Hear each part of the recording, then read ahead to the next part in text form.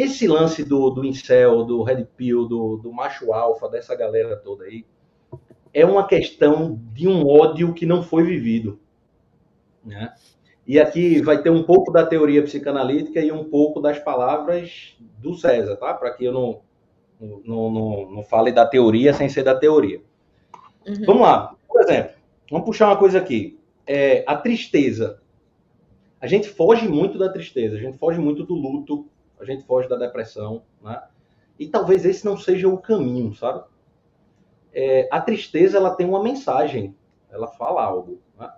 Talvez a gente precise encarar a tristeza de frente, né? Muito de crise de saúde mental que a gente tem, tanto de suicídio, eita, não podia nem falar essa palavra, pode dar strike, né? Mas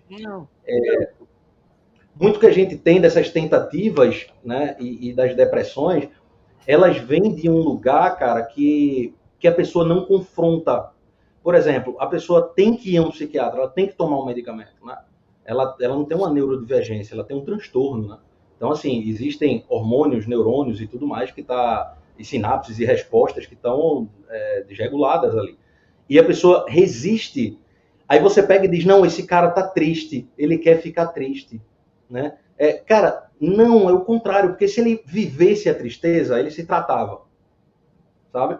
Porque quando você se trata, você, de alguma maneira, está praticando algo que é muito ausente do nosso tempo, que é a aceitação das coisas, como elas são, né? E a gente frustra com muita coisa, né? Então, perceba, assim eu estou fazendo um paralelo da tristeza e agora a gente vem para o ódio, certo? O ódio é algo que eu acho análogo à tristeza. O ódio, ele precisa ser vivido, né? Existe um momento da vida de todo mundo que a gente tem que se castrar, velho, entendeu? A gente tem que se castrar. Tanto que, e aqui eu tô falando no conceito edipiano não, tá? Falando no conceito mesmo de pai e mãe e tudo mais, essas coisinhas aí mais banais mesmo, né?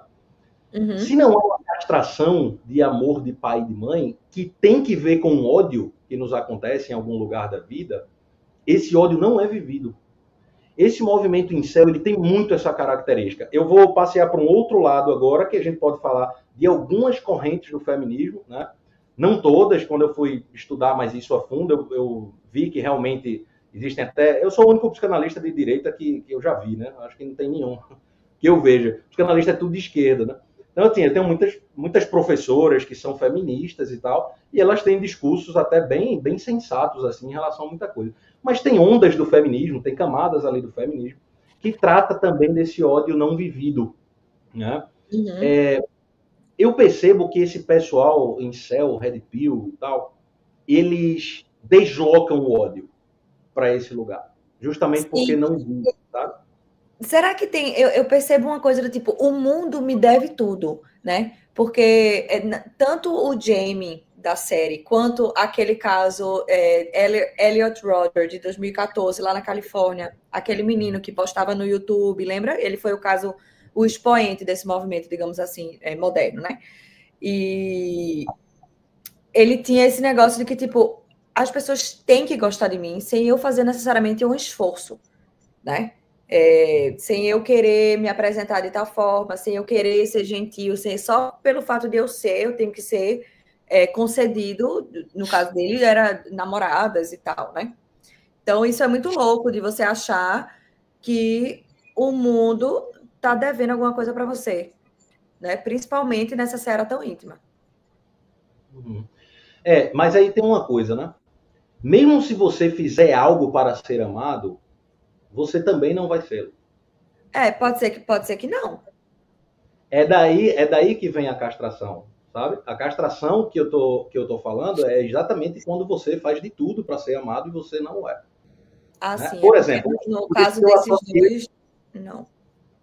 Exatamente. É por isso que eu associei a primeira historinha lá que mandou do relato a essa história. Isso é uma maneira dele ele não se castrou, cara. Em nenhum momento. Ele preferiu o desejo impossível dele criar. Claro, graças a Deus, ele foi para a igreja. Enfim, no máximo ele vai ser um padre ruim, né? Ele não matou ninguém, né? Não torou o baço de ninguém na faca, entendeu? Uhum. Então, assim, mas perceba que é um deslocamento do desejo, do ódio. Né? Sim. Então, não, agora que você falou do relato, não faz sentido. Exatamente. Então, esse medo de odiar, ele não pode rolar. Existe uma maneira que a gente tem que viver o ódio. Né? Eu vou dar um exemplo. Por exemplo, o casamento, ele precisa de ódio. Porque tem um psicanalista francês, chama Jacques Lacan, né, que ele vai dizer que quem não sabe odiar, não sabe amar. Por quê? Porque o ódio é o que separa, né? Ele separa as coisas. Por que diabos eu vou desejar a Camila, minha esposa, se eu não estiver minimamente separado dela em alguma coisa? O ódio, ele precisa acontecer. Justamente quando o ódio ele é bem vivido, de uma forma onde, claro, e aí por isso que eu sugiro tanto ao molequinho lá, e meu conselho vai ser muito diferente do de Nogueira, né? O molequinho lá ele precisa fazer análise, mesmo assim, sabe? A terapia comportamental não rola para ele, com todo respeito aos colegas da PBE aí e tudo mais. Isso é sobre deslocar desejo, velho. É só na análise que a gente vê essas coisas mais profundas assim, sabe? Então, quando aquele moleque faz análise, ele vai entender que ele pode aprender a deslocar o desejo dele de lugar, de uma forma consciente. No momento em que ele entender que está odiando alguém. O menino da série, se ele entendesse o ódio dele e fosse abraçado por alguém de alguma forma, poderia ter sido, inclusive, abraçado pela psicóloga, mas a psicóloga ali estava mais no papel de acusadora, de pegar uma confissão, né?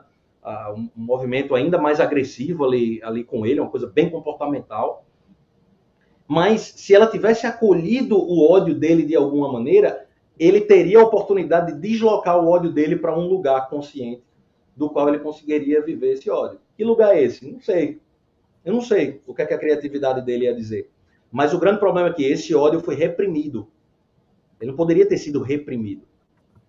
Essa é a grande analogia que eu faço com a tristeza. Sabe? A gente não pode fugir da tristeza, velho. A gente tem que viver a tristeza. Eu tive uma depressão em 2013 e eu demorei 1 ano para me tratar. Passou muito perto de eu passar a faca, entendeu? De verdade. Eu só consegui viver a minha tristeza e a mensagem que tinha dentro dela quando eu comecei a me tratar.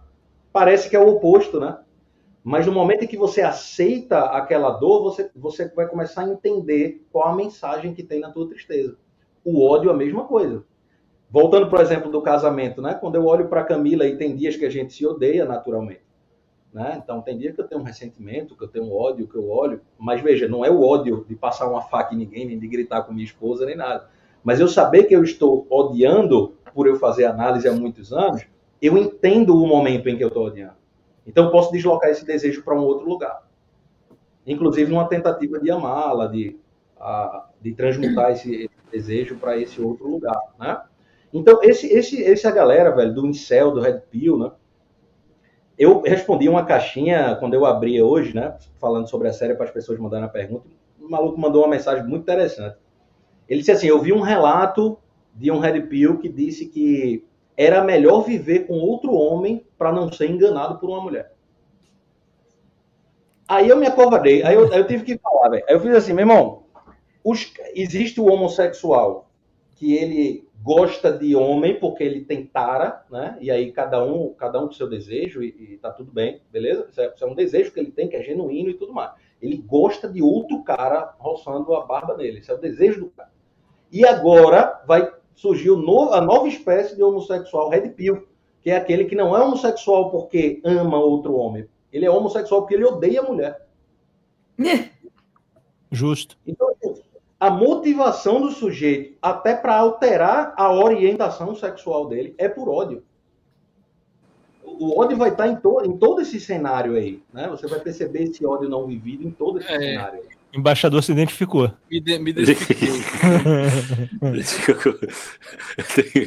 Eu acho que tu encontrou tua turma, hein? Bom. Tô fechado com essa galera aí, digo mais. Tô aberto com essa galera aí também. E uma última parada que a gente tem que falar é isso aqui, né?